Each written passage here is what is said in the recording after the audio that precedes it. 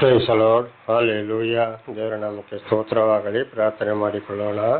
ಸರ್ವ ಸೃಷ್ಟಿಕರ್ತನಾದ ತಂದೆಯ ದೇವರೇ, ಮಗನ ದೇವರೇ, ಪರಿಶುದ್ಧಾತ್ಮನೇ, ನಿಮ್ಮ ನಾಮಕ್ಕೆ ಸ್ತೋತ್ರ ಸ್ವಾಮಿ. ಈ ದಿವಸವು ಈ ಸಮಯವು ಕೂಡ ನಿಮ್ಮಿಂದ ನೇಮಕವಾದಂತಹ ದಿವಸ ಸಮಯವಾಗಿದೆ. ಅದಕ್ಕಾಗಿ ಸ್ತೋತ್ರ. ಈ ದಿವಸದ ಸಂದೇಶದ ಭಾಗವನ್ನು ಕೂಡ ಹೇರಳವಾಗಿ ಆಶೀರ್ವದಿಸಿ ನಿಮ್ಮ ಪವಿತ್ರ ಆತ್ಮರ ಮೂಲಕ ನಡೆಸಲು ಸಹಾಯ ಮಾಡುವುದಕ್ಕಾಗಿಯೂ ನಿಮಗೆ ಸ್ತೋತ್ರ. ನಿಮ್ಮ ಉಪಕಾರ ಪ್ರೀತಿ ಇಲ್ಲದೆ ಏನು ಮಾಡಲು ಸಾಧ್ಯವಿಲ್ಲ. ನಿಮ್ಮೆಲ್ಲ ಉಪಕಾರಗಳಿಗಾಗಿ ಕೃತಜ್ಞತಾ ವಂದನೆಗಳು. ಯೇಸುವಿನ ನಾಮದಲ್ಲಿ ಪ್ರಾರ್ಥಿಸಿದ್ದೇನೆ ನಮ್ಮ ತಂದೆಯೇ, ಆಮೇನ್. ಇದನ್ನು ಕೇಳುತ್ತಿರುವ ನನ್ನ ಸಹೋದರ ಸಹೋದರಿಯರೇ, ನಿಮಗೂ ನನ್ನ ಹೃದಯಪೂರ್ವಕವಾದಂತಹ ನಮಸ್ಕಾರಗಳು. ದೇವರು ಈ ದಿವಸವೂ ಕೂಡ ನಿಮ್ಮನ್ನು ಎಲ್ಲ ರೀತಿಯಲ್ಲಿ ನಿಮ್ಮ ಮಕ್ಕಳನ್ನು ಹೇರಳವಾಗಿ ಆಶೀರ್ವದಿಸಲೆಂದು ಪ್ರತಿ ದಿವಸ ಬೆಳಗಿನ ಜಾವದ ಪ್ರಾರ್ಥನೆಯಲ್ಲಿ ಪ್ರಾರ್ಥಿಸುವನಾಗಿದ್ದೇನೆ. ದೇವರ ನಾಮಕ್ಕೆ ಸ್ತೋತ್ರ. ಈ ದಿವಸದ ಸಂದೇಶದ ಭಾಗವು ಕೀರ್ತನೆಗಳು 31:22ರಿಂದ. ಕೀರ್ತನೆಗಳು 31:22ರಿಂದ. ನಾನಂತೂ ಭಯಭ್ರಾಂತನಾಗಿ ನಿನ್ನ ಸಾನ್ನಿಧ್ಯದಿಂದ ತೆಗೆದುಹಾಕಲ್ಪಟ್ಟೆನೆಂದು ಹೇಳಿಕೊಂಡಿದ್ದೆನು. ಆದರೂ ನಾನು ಮೊರೆ ಇಡಲು ನೀನು ಕೇಳಿದ್ದಿ. ನೋಡಿ, ದೇವರೊಂದಿಗೆ ಜೀವಿಸಿದಾಗ, ದೇವರು ಕರೆದಾಗ, ದೇವರನ್ನು ಅರಿತುಕೊಂಡ ಮೇಲೆಯೂ ಕೂಡ ಬಹಳ ಕಷ್ಟ, ಸಂಕಟ, ದುಃಖಗಳು ಬಂದಾಗ ದಾವೀದರ ಏನು ಮಾಡಿದರು? ದೇವರು ನನ್ನ ಕೈ ಬಿಟ್ಟ, ನನಗೆ ಆಗ ಸಹಾಯ ಮಾಡಿದ, ಆಮೇಲೆ ನಾನು ಕೈ ಬಿಟ್ಟ, ಯಾಕೆ ಕಷ್ಟ, ಸಂಕಟ, ದುಃಖಗಳು ಬಂತಲ್ಲ ಅಂಥೇಳಿ ಯೋಚನೆ ಬಂದು ಹೋಯಿತು. ಯಾರಲ್ಲಿ? ದಾವೀದರ ಹೆಸರಲ್ಲಿ. ಇದು ಮನುಷ್ಯರಲ್ಲಿ ಸಹಜ.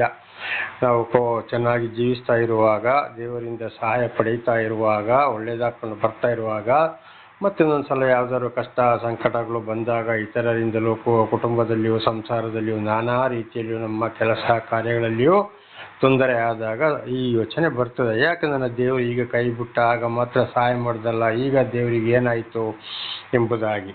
ಆಗ ಆ ಯೋಚನೆ ನಮ್ಮಲ್ಲಿ ಬರಬಾರ್ದು. ಇದು ಮನುಷ್ಯರಲ್ಲಿ ಸಹಜ ಬರುವಂಥದ್ದು. ಅದಕ್ಕೊಂದು ಮಾತನಲ್ಲಿ ಏನು ಹೇಳಿದರು ಅವರು? ಆದರೂ ನಾನು ಮೊರೆ ಇಡಲು ನೀನು ಕೇಳಿದ್ದಿ. ಆ ಟೈಮಲ್ಲಿ ಕೂಡ ದಾವೀದರ ಹೆಸರು ಪ್ರಾರ್ಥನೆ ದೇವರಲ್ಲಿ ಮೊರೆ ಇಟ್ಟರು. ದೇವರು ಉತ್ತರವನ್ನು ದಯಪಾಲಿಸಿದರು. ಹಾಗೆ ನಮಗೆ ಕಷ್ಟ ಸಂಕಟಗಳು ಬಂದಾಗ, ಒಂದೊಂದು ಸಲ ಸಹಾಯದಿಂದಿದ್ದಾಗ, ನಾವು ಚೆನ್ನಾಗಿದ್ದಾಗ, ನಮಗೇನು ತೊಂದರೆ ಇರೋದಿಲ್ಲ, ಕಷ್ಟಗಳು ದುಃಖಗಳು ಬಂದಾಗ ನಾವು ಏನು ಮಾಡಬೇಕು? ದೇವರಿಗೆ ಆ ರೀತಿ ನಾವು ದೇವರ ಹತ್ರ ಮಾತಾಡಬಾರದು, ದೇವರಿಂದ ದೂರ ಹೋಗಬಾರದು. ಆಗಲೂ ನಾವು ದೇವರಲ್ಲಿ ಪ್ರಾರ್ಥನೆ ಮಾಡಬೇಕು. ಖಂಡಿತವಾಗಿಯೂ ದೇವರು ಏನು ಮಾಡ್ತಾರೆ ಅಂದರೆ ನಮ್ಮ ಪ್ರಾರ್ಥನೆಗೆ ಉತ್ತರವನ್ನು ಕೊಡ್ತಾರೆ. ಮತ್ತು ಪ್ರತಿಯೊಂದನ್ನು ಆಕಾಶದ ಮೇಲೆ, ಜಲರಾಶಿಯ ಮೇಲೆ ಇದ್ದು ದೇವರು ಪ್ರತಿಯೊಂದನ್ನು ಆಕಾಶದ ಕೆಳಗೆ ಪ್ರತಿಯೊಬ್ಬರನ್ನು ಪರೀಕ್ಷಿಸಿ ನೋಡೋರಾಗಿದ್ದಾರೆ ಎಂಬುದಾಗಿ ನಾವು ಹಿಂದೆ ಕೂಡ ತಿಳಿದುಕೊಂಡಿದ್ದೇವೆ. ಆದ್ದರಿಂದ ನಾವು ಏನು ಮಾಡಬೇಕು? ಏನೇ ಬಂದರೂ ಮೊರೆ ಇಡಬೇಕು ದೇವರಲ್ಲಿ ಅಂತ ಇದರ ಅರ್ಥ. ದೇವರ ನಾಮಕ್ಕೆ ಸ್ತೋತ್ರ. 23. ಭಕ್ತರೇ, ನೀವೆಲ್ಲರೂ ಯೆಹೋವನನ್ನು ಪ್ರೀತಿಸಿರಿ, ಆತನು ನಂಬಿಕಸ್ಥನನ್ನು ಕಾಪಾಡುತ್ತಾನೆ. ದೇವರ ನಾಮಕ್ಕೆ ಸ್ತೋತ್ರ. ಭಕ್ತರೇ, ನೀವೆಲ್ಲರೂ ಯೆಹೋವನನ್ನು ಪ್ರೀತಿಸಿರಿ. ನೋಡಿ, ದೇವರು ಯಾರಿಗೆ ಕಷ್ಟಕ್ಕೆ ಸಹಾಯ ಮಾಡಿ, ನಾನಾ ರೀತಿ ಕಷ್ಟ ಸಂಕಟ ದುಃಖಗಳಿಂದ ಬಿಡುಗಡೆ ಮಾಡಿ, ಹಿರಿಯರ ಪಾಪಗಳಿಂದ ಒಂದು ವೇಳೆ ಅವರವರ ಪಾಪಗಳಿಂದ ಬಿಡುಗಡೆ ಮಾಡಿ ನಡೆಸ್ತಾ ಹೋಗ್ತಾರೆ, ಇತರರ ಮೂಲಕ ತಿಳಿಯಪಡಿಸ್ತಾರೆ, ಅಥವಾ ನಾನಾ ರೀತಿಯಲ್ಲಿ ದರ್ಶನ ಕೊಡ್ಬೋದು. ಈಗ ಉದಾಹರಣೆಗೆ ನನಗೆ 3 ಜನರ ಮೂಲಕ ದೇವರು ದರ್ಶನವನ್ನು ಕೊಟ್ಟರು. 16ನೇ ವರ್ಷದಲ್ಲಿ ಕೂಡ ದೇವರ ವಚನದ ಅಂದರೆ ಬೈಬಲ್ ನನ್ನ ಕೈಗೆ ಸಿಕ್ತು. ಆಮೇಲೆ ಮಹಾಭಾರತ, ಭಗವದ್ಗೀತೆ, ಕುರಾನ್ ಓದುವಾಗಲೂ ಆಯಿತು. ವಿಶೇಷವಾಗಿ ಅದರಲ್ಲಿ ಈಗ ಬೈಬಲ್ 8ನೇ ಸಲ ನಾನೀಗ ಓದ್ತಾ ಇರುವಂಥದ್ದು. ದೇವರ ನಾಮಕ್ಕೆ ಸ್ತೋತ್ರವಾಗಲಿ. ಹಾಗೆ ಇತರರ ಮೂಲಕವೂ ತಿಳಿಸುವಂಥದ್ದು, ನಮ್ಮ ಜೀವಿತದಲ್ಲಿ ಅದ್ಭುತ ಕಾರ್ಯಗಳನ್ನು ಮಾಡುವಂಥದ್ದು. ಆಗ ನಾವು ಭಕ್ತರಾಗಿದ್ದೇವೆ ಅಂದರೆ ದೇವರು ನಮ್ಮನ್ನು ಪ್ರೀತಿಸ್ತಾ ಇದ್ದಾರೆ. ನನ್ನ ಮೂಲಕ ಈಗ ನಿಮಗೆ ಈ ಯೂಟ್ಯೂಬ್ ಮೂಲಕ ನಿಮಗೆ ತಿಳಿಸ್ತಾ ಇರೋದು, ದೇವರು ನಿಮ್ಮ ಮೇಲೆ ಪ್ರೀತಿ ಇಟ್ಟಿರುವ ಕಾರಣ. ದೇವರ ನಾಮಕ್ಕೆ ಸ್ತೋತ್ರವಾಗಲಿ. ನಾನಲ್ಲ, ನಾನೊಂದು ದೇವರು ಸಾಧನ. ನನ್ನನ್ನು ಸಾಕ್ಷಿಯನ್ನಾಗಿ ದೇವರು ಮಾರ್ಪಡಿಸಿದ್ರು. ಅದಕ್ಕೂ ದೇವರೇ ಕಾರಣನಾಗಿದ್ದಾನೆ. ದೇವರ ನಾಮಕ್ಕೆ ಸ್ತೋತ್ರ.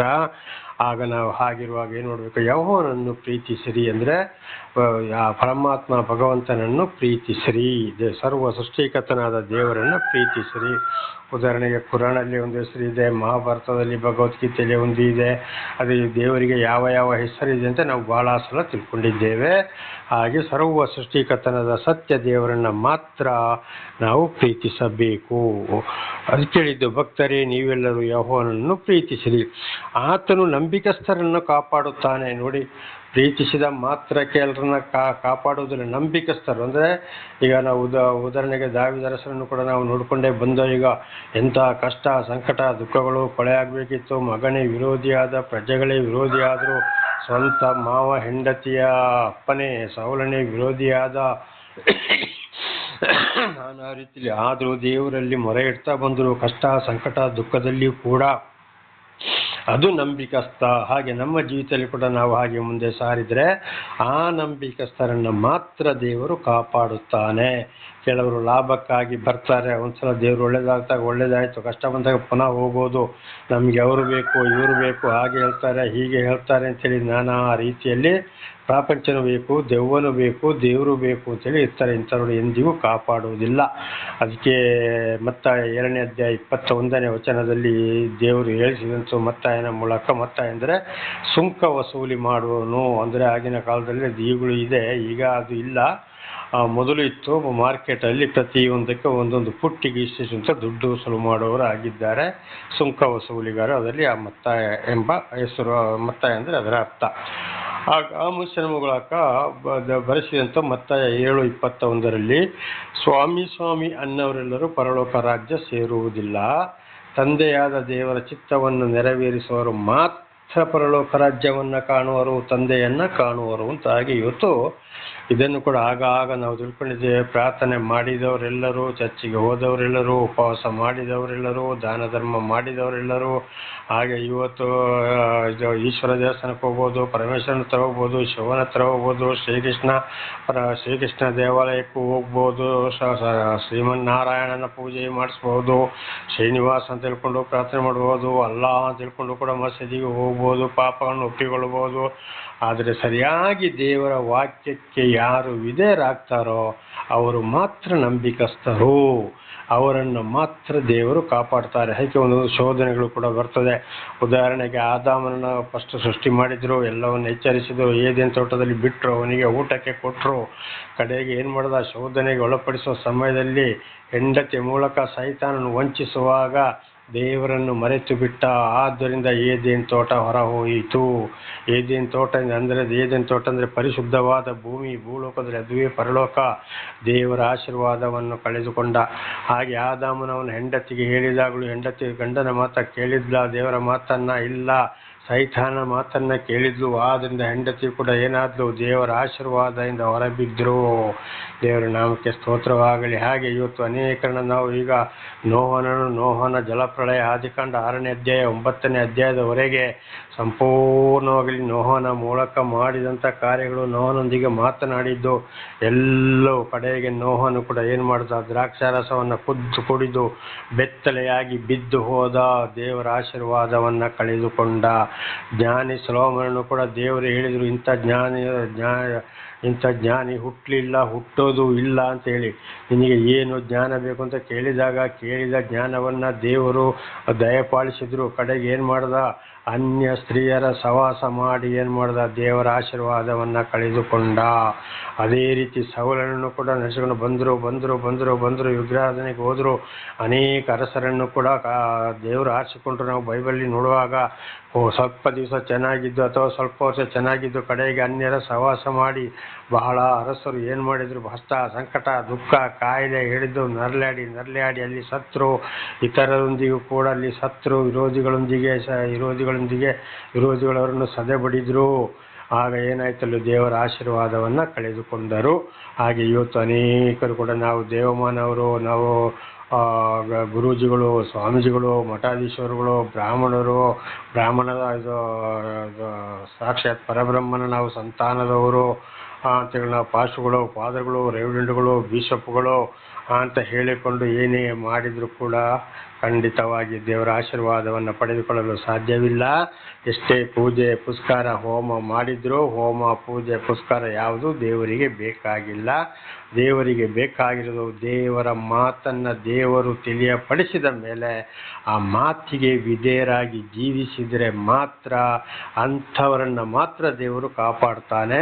ಅಂಥವರ ಮಕ್ಕಳನ್ನು ಕೂಡ ಅವರು ಏನು ಮಾಡ್ತಾರೆ, ಆ ಮಕ್ಕಳನ್ನು ಕೂಡ ಈ ತಂದೆ ತಾಯಿಗಳು ಅದೇ ಮಾರ್ಗದಲ್ಲಿ ನಡೆಸ್ತಾ ಬಂದರೆ ಮಕ್ಕಳು ಆ ಮಾತನ್ನು ಕೇಳಿ ದೇವರೊಂದಿಗೆ ಜೀವಿಸಿದರೆ ಮಾತ್ರ ಅಲ್ಲಿ ಮಕ್ಕಳಿಗೂ ಆಶೀರ್ವಾದ. ಇಲ್ಲದೆ ಅವರು ಎಷ್ಟೇ ಓದಲಿ, ಏನೇ ಮಾಡಲಿ, ಯಾವುದೇ ಮಾಡಲಿ, ಖಂಡಿತವಾಗಿ ಅವರು ಕೂಡ ಅಲ್ಲಿ ಉದ್ಧಾರ ಆಗಲು ಸಾಧ್ಯವಿಲ್ಲ. ಇದು ನಾನು ಶಾಪ ಹಾಕ್ತಾ ಇಲ್ಲ, ದೇವರ ಮಾತನ್ನು ತಿಳಿಯಪಡಿಸ್ತಾ ಇದ್ದೀನಿ.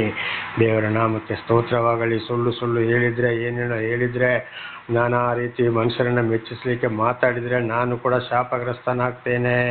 ಇದ್ದದನ್ನು ಇದ್ದಾಗಿ ನುಡಿಬೇಕು. ಇದ್ದಿದ್ದನ್ನ ಒಂದು ಅಲ್ಲಿ ದೇವರ ವಿಷಯವನ್ನು ಬರೆದಿದ್ದನ್ನ ಇಲ್ಲ ಅಂತ ಹೇಳಬೇಡಿ, ಇಲ್ಲಿ ಇಲ್ಲದನ್ನ ಇದೆ ಅಂತಲೂ ಹೇಳಬೇಡಿ. ಪ್ರತಿ ಒಂದಕ್ಕೂ ದೇವರ ನ್ಯಾಯ ತೀರ್ಪು ಇದೆ. ನನ್ನ ಸಹೋದರ ಸಹೋದರಿ, ದೇವರ ನಮಗೆ ಸ್ತೋತ್ರವಾಗಲಿ. ಹಾಗೆಲ್ಲಿ ಏನು ಮಾಡ್ತಾರೆ, ಆತನು ನಂಬಿಕಸ್ಥರನ್ನು ಕಾಪಾಡುತ್ತಾನೆ. ದೇವರ ನಾಮಕ್ಕೆ ಸ್ತೋತ್ರ, ಹಲ್ಲೆಲೂಯಾ.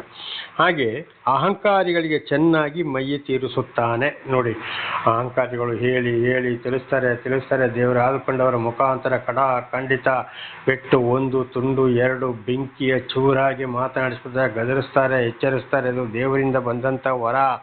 ಅದಕ್ಕೆ ಕೇಳದೆ ಮತ್ತು ಗರ್ವ ಅಹಂಕಾರ ಆಗಲಿ ಹೇಳಿದಾಗೆ ನಮಗೆ ಲೋಕನು ಬೇಕು, ದುಷ್ಟರು ಬೇಕು, ದೆವ್ವನು ಬೇಕು, ದೇವರು ಬೇಕು, ಎಲ್ಲ ಕಾರ್ಯ ನಮಗೆ ಒಳ್ಳೇದಾಗಬೇಕು ಅಂತ ಮಾತ್ರ ನೋಡಿಕೊಂಡಿದ್ರೆ ಅಂಥವರಿಗೆ ಸಿಟ್ಟ ಮೈ ತೀರಿಸುತ್ತಾನೆ. ಅಂದರೆ ಕೋಪದಿಂದ ಅಂಥವ್ರನ್ನು ದೃಷ್ಟಿಸಿ ನೋಡುತ್ತಾನೆ. ಅಂಥವರಿಗೆ ಯಾವುದೇ ಕೆಲಸಗಳು ಅವರು ಯಾವುದೇ ಕೆಲಸ ಮಾಡಿದರೂ ಅಲ್ಲಿ ಒಳ್ಳೇದಾಗ್ತಾ ಬರೋದಿಲ್ಲ, ಫಲ ಕೊಡುವುದಿಲ್ಲ, ಫಸಲು ಕೊಡುವುದಿಲ್ಲ. ಮಕ್ಕಳ ಜೀವಿತ ಕೂಡ ಹಾಳಾಗ್ತದೆ. ಅಲ್ಲಿ ದೇವರ ನಮಗೆ ಸ್ತೋತ್ರವಾಗಲಿ. ಹೆತ್ತ ತಂದೆಯ ದೋಷಫಲ 3-4 ಮಕ್ಕಳ ತಲೆಮಾರಿಗೆ ತಾಯಿಯ ಪಾಪ ಅಳಿದು ಹೋಗದಿರಲಿ ಅಂತ ಕೂಡ ಸರ್ವ ಸೃಷ್ಟಿಕರ್ತರಂತ ಭಗವಂತ ಪರಮಾತ್ಮನ ಮಾತು ಇದೆ. ಆದ್ದರಿಂದ ಅಹಂಕಾರಿಗಳಿಗೆ ಚೆನ್ನಾಗಿ, ಅದು ಸ್ವಲ್ಪ ಅಲ್ಲ, ಚೆನ್ನಾಗಿ ಮೈ ತೀರಿಸುತ್ತಾನೆ. ಏನೇ ಮಾಡಿದರೂ ಕಣ್ಣೀರು, ದುಃಖ, ಸುಖ ಬಯಸಿಕೊಳ್ಳೋದು, ಏಳಿಸಿಕೊಳ್ಳುವುದು, ಖಂಡಿತವಾಗಿ ಅಲ್ಲಿ ಏನಾಗ್ತದೆ, ಅವರಿಗೆ ಉದ್ಧಾರ ಆಗಲು ಸಾಧ್ಯವೇ ಇಲ್ಲ. ದೇವರ ಕೋಪ ಅಂಥವರ ಮೇಲೆ ಎರಗಿ ಬರುತ್ತದೆ. ಇಬ್ರಿಯರಿಗೆ ಬರೆದ ಪುಸ್ತಕದಲ್ಲಿ ದೇವರ ಮಾತು ಕೂಡ ಬರೆಯಲ್ಪಟ್ಟಿದೆ. ದೇವರ ಕೋಪವು ಪರಲೋಕದಿಂದ ಯಾರ ಮೇಲೆ ಇಳಿದು ಬಂತು? ಪಾಪ ಮಾಡಿದವರ ಮೇಲೆ ಅಲ್ಲವೇ? ಬಹಳ ಎಚ್ಚರ ಎಚ್ಚರ ಎಚ್ಚರ. ಅದನ್ನು ದೇವರು ನಮಗೆ ತಿಳಿಯಪಡಿಸ್ತಾ ಇದ್ದಾರೆ, ನಮ್ಮೊಂದಿಗೆ ಮಾತನಾಡ್ತಾ ಇದ್ದಾರೆ. ಹಾಗಿರುವಾಗ ನಾವು ದೇವರ ಪ್ರೀತಿಯನ್ನು ಉಳಿಸಿಕೊಳ್ಳಬೇಕಾಗಿದೆ. 24ನೇ ವಚನ, ಯೆಹೋವನನ್ನು ನಿರೀಕ್ಷಿಸುವವರೇ ದೃಢವಾಗಿರಿ, ನಿಮ್ಮ ಹೃದಯವು ಧೈರ್ಯದಿಂದಿರಲಿ. ಯೆಹೋವನನ್ನು ನಿರೀಕ್ಷಿಸುವವರೇ ದೃಢವಾಗಿರಿ. ಸರ್ವ ಸೃಷ್ಟಿಕರ್ತನಾದ ದೇವರನ್ನು ನಿರೀಕ್ಷಿಸುವವರು, ನನಗೆ ದೇವರ ಆಶೀರ್ವಾದ ಬೇಕು, ನಾನು ಚೆನ್ನಾಗಿ ಜೀವಿಸಬೇಕು, ನನ್ನ ಮಕ್ಕಳು ಚೆನ್ನಾಗಿ ಜೀವಿಸಬೇಕು ಅಂತೇಳಿ ನಿರೀಕ್ಷಿಸುವವರು ಏನಾಗಬೇಕು? ದೃಢವಾಗಿರಬೇಕು. ಯಾವುದೇ ಕಷ್ಟ, ಸಂಕಟ, ದುಃಖಗಳು ಬಂದರೂ, ಯಾರು ಏನೇ ಹೇಳಿದ್ರು, ಯಾರಿಂದ ವಿರೋಧ ಬಂದರೂ, ನಾನು ದೇವರನ್ನು ಬಿಡುವುದಿಲ್ಲ, ಸತ್ರೆ ಸಾಯಲಿ, ಬದುಕಿದ್ರೆ ಬದುಕಲಿ, ಕೊಲ್ತೀರಾ ಕೊಳ್ಳಿ ಅಂತ ಹೇಳಿ ದೃಢವಾಗಿ ನಿಲ್ಲಬೇಕು. ಅದುವೇ ನಂಬಿಕೆ.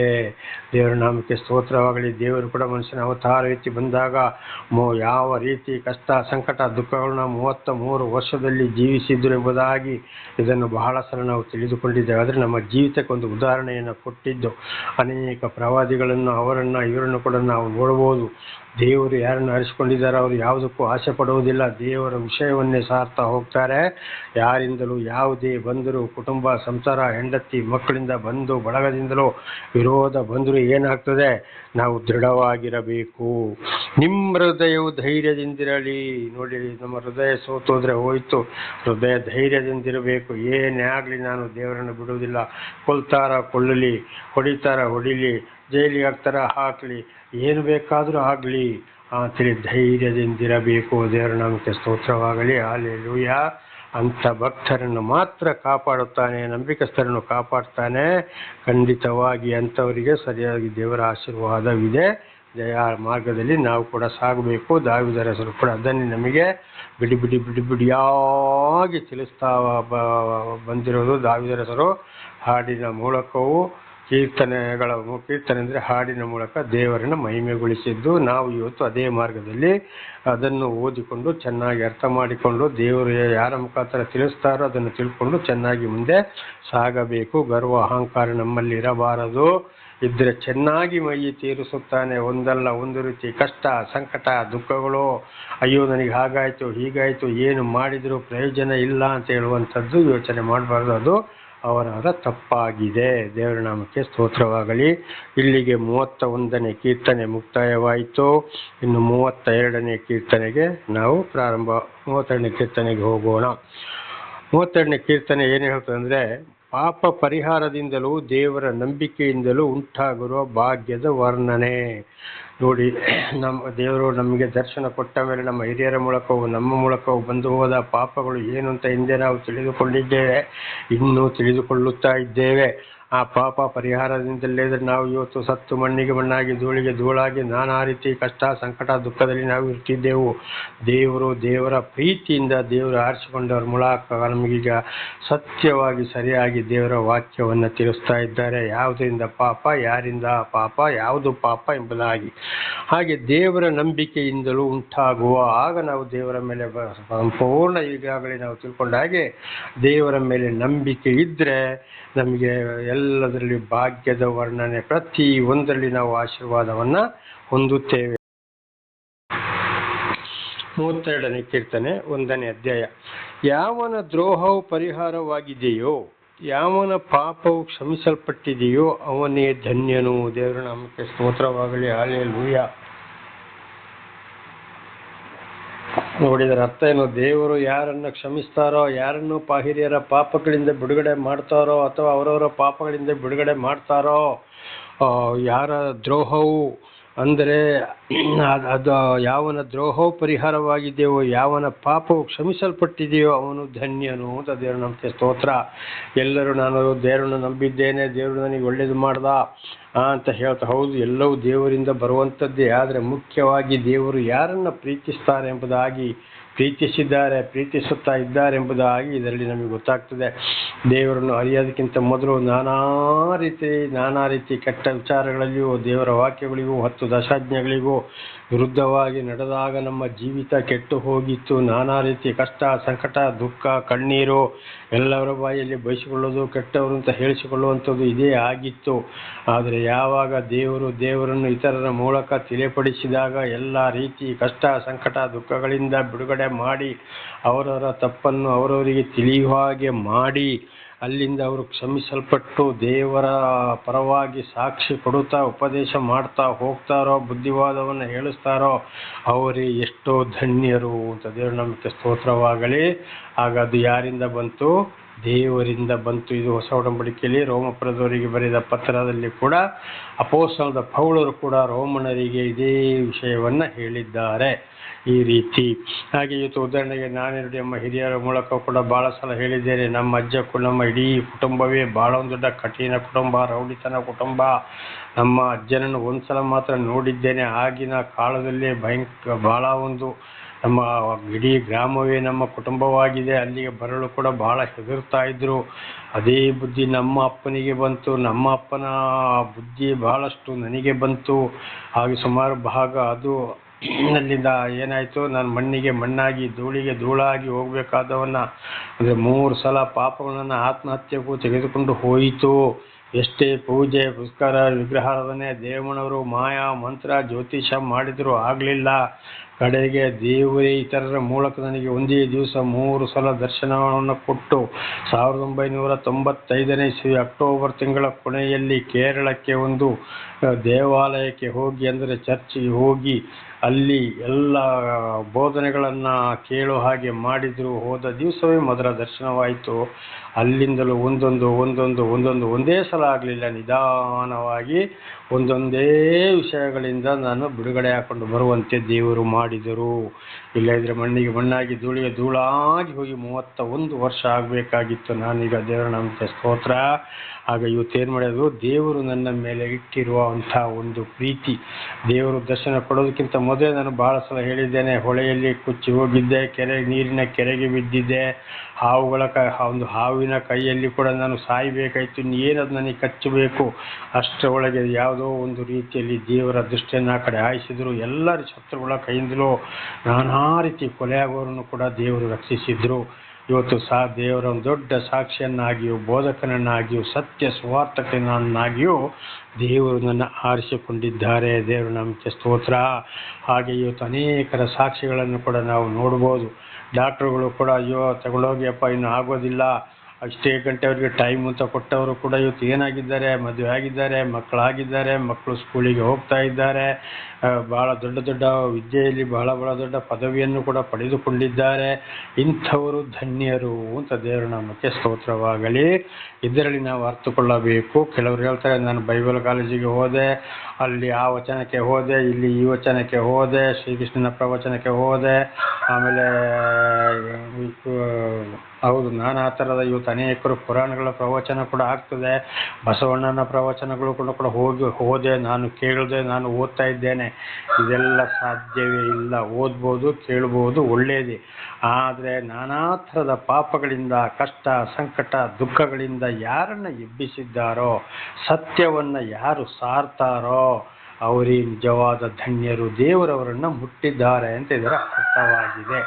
ದೇವರ ನಾಮಕ್ಕೆ ಸ್ತೋತ್ರ. ಇದನ್ನು ಕೂಡ ಬಹಳ ಸಲ ತಿಳಿಸಿದ್ದೇನೆ. ರಾಮನಗರ ಜಿಲ್ಲೆ ಒಂದು ತಾಲೂಕಿನ ಒಂದು ಗ್ರಾಮದಲ್ಲಿ ಒಂದು ಹುಡುಗಿ, ಒಳ್ಳೆ ವಿದ್ಯಾವಂತೆ ಹುಡುಗಿ, ಕಡೆಗೆ ಇದ್ದಕ್ಕಿದ್ದಾಗೆ ಏನಾಯಿತು, ದೇವರಲ್ಲಿ ಭಯ ಭಕ್ತಿ ಇಟ್ಟಿದ್ಲು.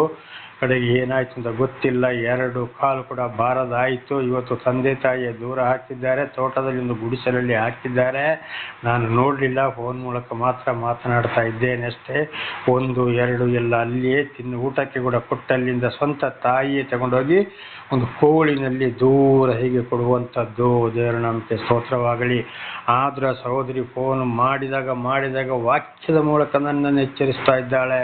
ಬ್ರದರ್, ಬಹಳ ಎಚ್ಚರ ಇರಬೇಕು.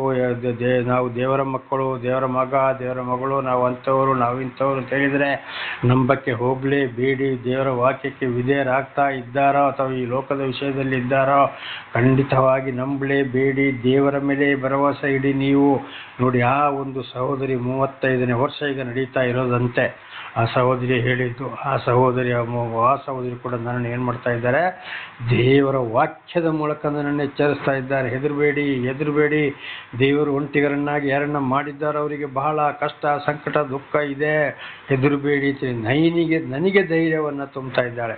ದೇವರ ನಾಮಕ್ಕೆ ಸ್ತೋತ್ರವಾಗಲಿ. ಅಂತ ಕಷ್ಟ, ಸಂಕಟ, ದುಃಖದಲ್ಲಿ ಇದ್ದಾಗಲೂ ನೋಡಿ, ಇದಾಗಿದೆ ನಂಬಿಕಸ್ಥ, ಇವರೇ ಧನ್ಯರು. ಇಂಥವರು ಕೂಡ ಅನೇಕ ಸ್ತ್ರೀಯರು, ಹುಡುಗಿಯರು ಕೂಡ ಏನಾಗಿದ್ದಾರೆ, ಅದರಲ್ಲಿ ಆಗಿದ್ದಾರೆ. ಮತ್ತು ಈ ಕಡೆ ಪ್ರಪಂಚನೂ ಬೇಕು, ಸ್ಟೈಲು ಬೇಕು, ದೇವರು ಬೇಕು ಅಂತ ಹೇಳ್ಕೊಂಡು ಎಲ್ಲರೂ ಹಾಡು ಹಾಡೋರು, ಕುಂದಾಡೋರು, ಹಲ್ಲೆಲೂಯಾ ಹೇಳೋರು, ಕೈ ಎತ್ತಿ ಪ್ರಾರ್ಥಿಸೋರು, ಸಾಕ್ಷಿ ಕೊಡೋರು, ಉಪದೇಶ ಮಾಡೋರು, ದೊಡ್ಡ ದೊಡ್ಡ ಭಾಷೆಗಳನ್ನು ಮಾತಾಡೋರು, ಅಥವಾ ಹೊರ ದೇಶಗಳಿಗೆ ಎಲ್ಲೆಲ್ಲ ಹೋಗಿ ಉಪದೇಶ ಮಾಡೋರೆಲ್ಲ ಧನ್ಯರಾಗಲಿಕ್ಕೆ ಸಾಧ್ಯವೇ ಇಲ್ಲ.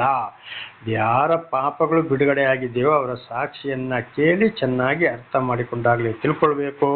ಬೈಬಲ್ ಕಾಲೇಜಿಗೆ ಹೋಗಿ 1 ವರ್ಷ 2 ವರ್ಷ ಕೂತು ಚೆನ್ನಾಗಿ ತಿಂದುಕೊಂಡು ಅಲ್ಲಿಂದ ಒಂದು ಸರ್ಟಿಫಿಕೇಟ್ ತಗೊಬಂದು ಬಿಟ್ರೆ, ನಾನು ಪಾಸ್ಟ್ರು, ಅವರು ನನಗೆ ಪ್ರಾರ್ಥಿಸಿದರು, ಇವರು ನನಗೆ ಬೋಧನೆ ಮಾಡಿದರು, ಖಂಡಿತವಾಗಿ ಅಲ್ಲ. ದೇವರೇ ನಿಜವಾದ ಉಪದೇಶಕನಾಗಿರಬೇಕು.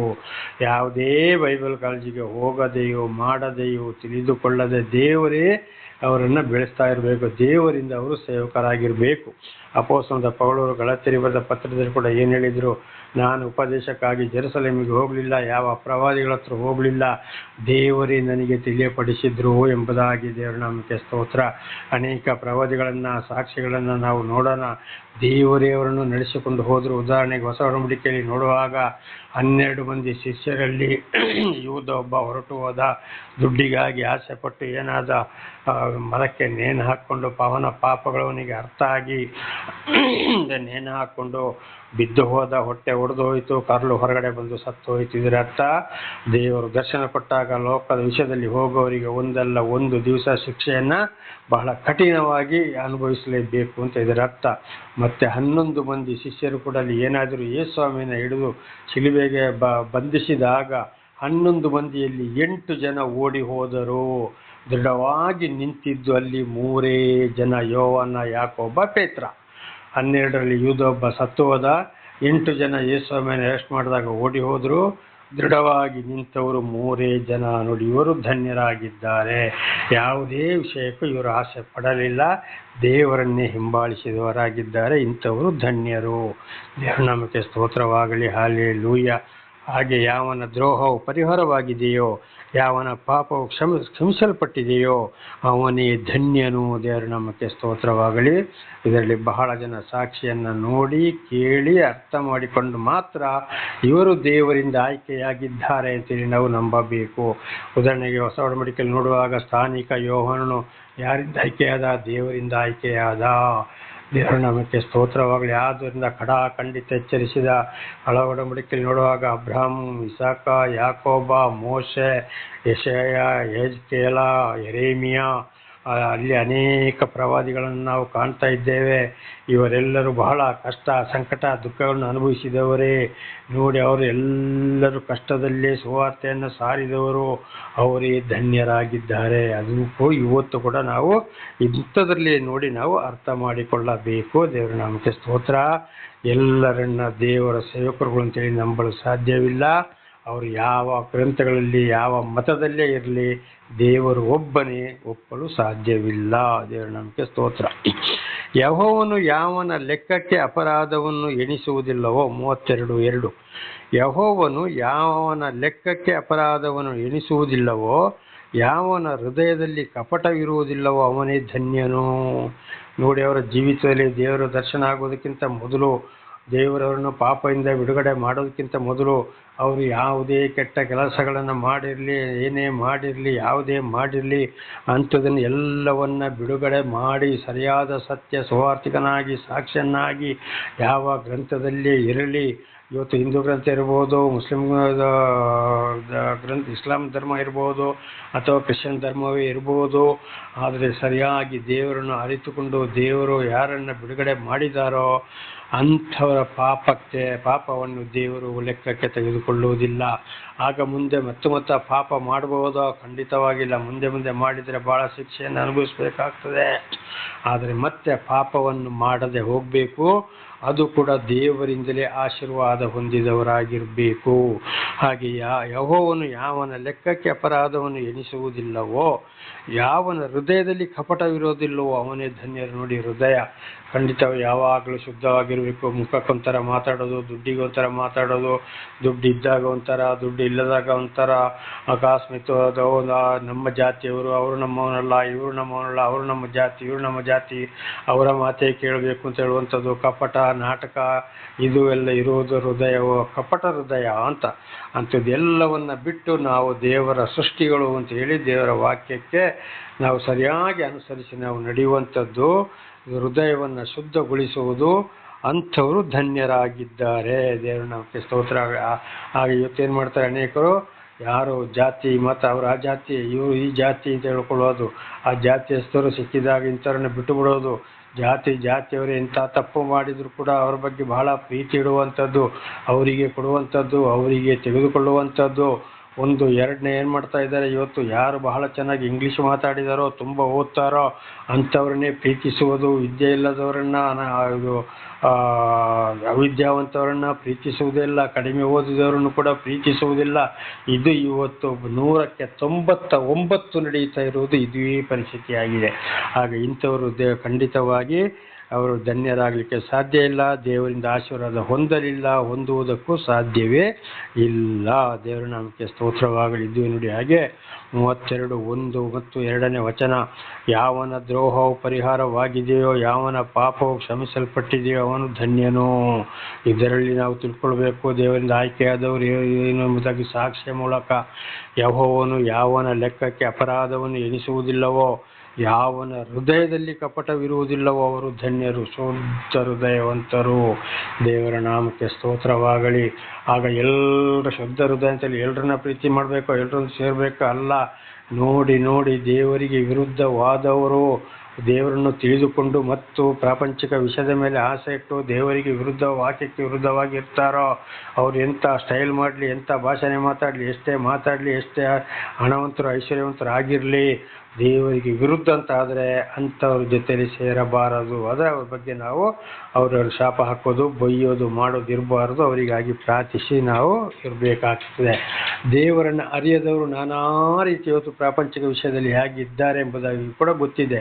ಅಂಥವರ ಜೊತೆಯಲ್ಲಿ ಕೂಡ ಸಹ ಅಲ್ಲವೇ ಅಲ್ಲ. ಆದರೆ ಅವರಿಗೆ ಬಹಳ ಕಷ್ಟ, ಸಂಕಟ, ದುಃಖಗಳು ಅಥವಾ ಬಹಳ ಒಂದು ಬಡವರು, ನಿರ್ಗತಿಕರು, ಅನಾಥ ಮಕ್ಕಳು, ಅನಾಥ ವೃದ್ಧರು, ಬಹಳ ಜನ ಇವತ್ತು ಮಕ್ಕಳು ಮದುವೆ ಆದಮೇಲೆ ತಂದೆ ತಾಯಿಯನ್ನು ಹೊಡೆದು ಬಡಿದು ಆಶ್ರಮಕ್ಕೆ ಸೇರಿಸ್ತಾರೆ, ತಂದೆ ತಾಯಿಗಳನ್ನ ಬೀದಿಗೆ ತಳ್ತಾರೆ. ಅಂಥವರಿಗೆಲ್ಲ ಅವರು ಯಾವ ಜನಾಂಗವೇ ಆಗಲಿ ಏನೇ ಆಗಲಿ ನಾವು ಸಹಾಯವನ್ನು ಮಾಡಬೇಕು. ನಮ್ಮ ತಂದೆ ತಾಯಿಗೆ ಸಮಾನ ಏನೋ ಕಷ್ಟದಲ್ಲಿ ಬಿದ್ದಿದ್ದಾರೆ, ಅವರನ್ನು ನಾವು ಬಿಡಬಾರ್ದು ಎಂಬುದಾಗಿ ಅವರಿಗೆ ನಮ್ಮ ಕೈಯಲ್ಲಿ ಆದಷ್ಟು ನಾವು ಸಹಾಯ ಮಾಡಬೇಕು, ಅವರನ್ನು ಆಧರಿಸಬೇಕು, ಅವರಿಗೆ ಆಧರಣೆಯಾಗಿರಬೇಕು. ಇದುವೇ ಕಪಟವಿಲ್ಲದಂಥ ಹೃದಯ. ಅವರು ಯಾರೇ ಆಗಿರಲಿ, ದೇವರನ್ನು ಆದುಕೊಂಡವರು ಕೂಡ ಇವತ್ತು ಬಹಳ ಜನ ಆಗಲೇ ಹೇಳಿದಾಗೆ 100ರಲ್ಲಿ 99 ಅಲ್ಲ, 1000ದಲ್ಲಿ 9999 ಕೂಡ ಇದುವೇ ಇದೆ. ನೋಡಿ, ಆ 20 ವರ್ಷದ ಮೇಲ್ಪಟ್ಟ 6 ಲಕ್ಷ ಜನರನ್ನ ದೇವರು ಐಗುಪ್ತ ದೇಶದಿಂದ ಬಿಡುಗಡೆ ಮಾಡಿಕೊಂಡು ಬಂದರು. ಎಷ್ಟೋ ಸಾವಿರ ವರ್ಷಗಳ ಹಿಂದೆ 6 ಲಕ್ಷದಲ್ಲಿ ಬರೀ ದೇವರ ಆಶೀರ್ವಾದ ಹೊಂದಿದವರು ಬರೀ ಇಬ್ಬರೇ, ಯೆಹೋವ ಮತ್ತು ಕಾಲೇಬ. ದೇವರ ನಾಮಕ್ಕೆ ಸ್ತೋತ್ರವಾಗಲಿ, ಹಲ್ಲೆಲೂಯ. ಬಾಕಿ ಅಲ್ಲಿ 5,99,998 ಜನಲ್ಲಿ ಔಟ್ ಆದರು. 6 ಲಕ್ಷದಲ್ಲಿ ಬರೀ ಇಬ್ಬರೇ. ನೋಡಿ, ಸರಿಯಾದ ಶುದ್ಧ ಹೃದಯದವರು, ದೇವರಿಂದ ಸರಿಯಾದ ಆಯ್ಕೆಯಾಗಿದ್ದವರು ಯಾರಾಗಿದ್ದಾರೆ? ಅವರೇ ಆಗಿದ್ದಾರೆ. ಹೊಸ ಒಡಂಬಡಿಕೆಯಲ್ಲಿ ಕೂಡ ನೋಡುವಾಗ 12 ಮಂದಿ ಶಿಷ್ಯರನ್ನ ದೇವರು ಆರಿಸಿಕೊಂಡ್ರು. ಇವತ್ತೊಬ್ಬ ಹಣದ ಹಿಂದೆ ಹೋದ, ಬಹಳ ಶಿಕ್ಷೆ ಪಟ್ಟು ಸತ್ತು ಹೋದ. ಆಮೇಲೆ ದೇವರನ್ನ ಅರೆಸ್ಟ್ ಮಾಡಿದ ದಿವಸ ವಿರೋಧಿಗಳು, ಅದು ಯಾರು? ದೇವರನ್ನ ಅರಿತವರೇ ವಿರೋಧಿಗಳು. ದೇವರನ್ನ ಅರೆಸ್ಟ್ ಮಾಡಿದಾಗ 11 ಮಂದಿಯಲ್ಲಿ 8 ಜನರು ಓಡಿ ಹೋದರು, 3 ಜನ ಅಲ್ಲೇ ನಿಂತರು, ಯೋಹಾನ, ಯಾಕೋಬ, ಪೇತ್ರ. ದೇವರ ನಾಮಕ್ಕೆ ಸ್ತೋತ್ರವಾಗಲಿ. ಇವತ್ತು ಕೂಡ ಹಾಗೆ ಅಲ್ಲಿ ಖಂಡಿತವಾಗಿ ಇವರೆಲ್ಲ ಹೃದಯದಲ್ಲಿ ಕಪಟವಿಲ್ಲದಿರೋರು, ದೇವರಲ್ಲಿ ಸರಿಯಾಗಿ ಆಯ್ಕೆಗೊಂಡವರು, ದೇವರಿಂದ ಸರಿಯಾಗಿ ಆಯ್ಕೆಯಾದವರು ಅಂತ ಇದರ ಅರ್ಥವಾಗಿದೆ. ದೇವರ ನಾಮಕ್ಕೆ ಸ್ತೋತ್ರವಾಗಲಿ. ಇದರ ಬಗ್ಗೆ ನಾವು ಕೂಡ ಬಹಳ ಚೆನ್ನಾಗಿ ತಿಳಿದುಕೊಳ್ಳಬೇಕಾಗಿದೆ. ಎಲ್ಲರನ್ನು ಒಂದೇ ಅಂತೇಳಿ ತಿಳಿದುಕೊಳ್ಳುವಂಥದ್ದು ಅಲ್ಲ. ಇದು ನಾಳೆಗೂ ಮುಂದುವರಿಯುತ್ತದೆ. ಪ್ರಾರ್ಥನೆ ಮಾಡಿಕೊಳ್ಳೋಣ. ಸರ್ವ ಸೃಷ್ಟಿಕರ್ತನಾದ ತಂದೆಯ ದೇವರೇ, ಮಗನಾದ ದೇವರೇ, ಪರಿಶುದ್ಧಾತ್ಮನೇ, ನಿಮ್ಮ ನಾಮಕ್ಕೆ ಸ್ತೋತ್ರ ಸ್ವಾಮಿ. ಇವತ್ತಿನೊಂದು ಸಂದೇಶವನ್ನು ನನ್ನ ಸಹೋದರ ಸಹೋದರಿಗೆ ನೀವು ತಿಳಿಯಪಡಿಸಿದ್ದೀರಿ. ಅವರು ಏನಾದರೂ ಇದರಲ್ಲಿ ತಪ್ಪಿ ಹೋಗಿದ್ದರೆ ಅವರನ್ನು ಕ್ಷಮಿಸಿರಿ. ಪಾಪ ಪರಿಹಾರ, ರಕ್ಷಣೆ ನಿಮ್ಮಿಂದಲೇ. ನಿಮ್ಮ ಪ್ರೀತಿ ಸಹಾಯ ಇಲ್ಲದೆ ಯಾರಿಗೂ ಸರಿಯಾದ ಜ್ಞಾನ ಬರುವುದಿಲ್ಲ. ನಿಮ್ಮ ವಾಕ್ಯಗಳಿಗೆ ಕಿವಿಗೊಡಲು ಸಾಧ್ಯವಿಲ್ಲ. ತಮ್ಮ ಜೀವಿತಕ್ಕೆ ಅಳವಡಿಸಿಕೊಂಡು ಆಶೀರ್ವಾದ ಪಡೆದುಕೊಳ್ಳಲು ಸಾಧ್ಯವಿಲ್ಲ. ನನ್ನನ್ನು ಬಿಟ್ಟು ನೀವು ಏನು ಮಾಡಲಾರಿರಿ ಎಂಬುದಾಗಿ ಹೇಳಿದ್ದೀರಿ. ಆದ್ದರಿಂದ ನನ್ನ ಬಾಯಿಯಲ್ಲಿ ಇದನ್ನು ಯಾರಿಗೆಲ್ಲ ಈ ಯೂಟ್ಯೂಬ್ ಮೂಲಕ ಇವತ್ತು ಕೇಳಿಸ್ತಾ ಇದ್ದೀರೋ, 2024ನೇ ವರ್ಷದ ಮಾರ್ಚ್ 1ರಿಂದ ಇಲ್ಲಿಯವರೆಗೆ ಅವರೆಲ್ಲರೂ ಕೇಳಿ ಅವರನ್ನು ಹೇಳವಾಗಿ ಆಶೀರ್ವದಿಸಿರಿ. ನಿಮ್ಮ ಸಾಕ್ಷಿಗಳಾಗಿ ಮಾರ್ಪಡಿಸಿರಿ. ಅವರೆಲ್ಲರೂ ಯೌವನಸ್ಥರಾಗಿದ್ದರೆ ನಿಮ್ಮ ಮಾತಿಗೆ ವಿಧೇಯರಾಗಿ ಒಂದು ಆಶೀರ್ವಾದ ಹೊಂದುವಂತಾಗಲಿ. ಕೆಲವರು ಸಂಸಾರಸ್ಥರಾಗಿದ್ದರೆ ಅವರ ಮಕ್ಕಳಿಗೂ ಅವರು ತಿಳಿಸಿ ಅವರೆಲ್ಲರೂ ಸಾಕ್ಷಿಗಳಾಗುವಂತೆ ಮಾರ್ಪಡಿಸಿರಿ. ಹಾಗೆ ಮಾಡುವುದಕ್ಕಾಗಿ ಸ್ತೋತ್ರ. ಯೇಸುವಿನ ನಾಮದಲ್ಲಿ ಪ್ರಾರ್ಥಿಸಿದ್ದೇನೆ, ನಮ್ಮ ತಂದೆಯ ಆಮೆನ್. ಇದನ್ನು ಕೇಳುತ್ತಿರುವ ನನ್ನ ಸಹೋದರ ಸಹೋದರಿಯರೇ, ನಿಮಗೂ ನನ್ನ ಹೃದಯಪೂರ್ವಕವಾದ ಧನ್ಯವಾದಗಳು. ದೇವರು ನಿಮ್ಮನ್ನು, ನಿಮ್ಮ ಮಕ್ಕಳನ್ನು ಹೇರಳವಾಗಿ ಆಶೀರ್ವದಿಸಲಿ.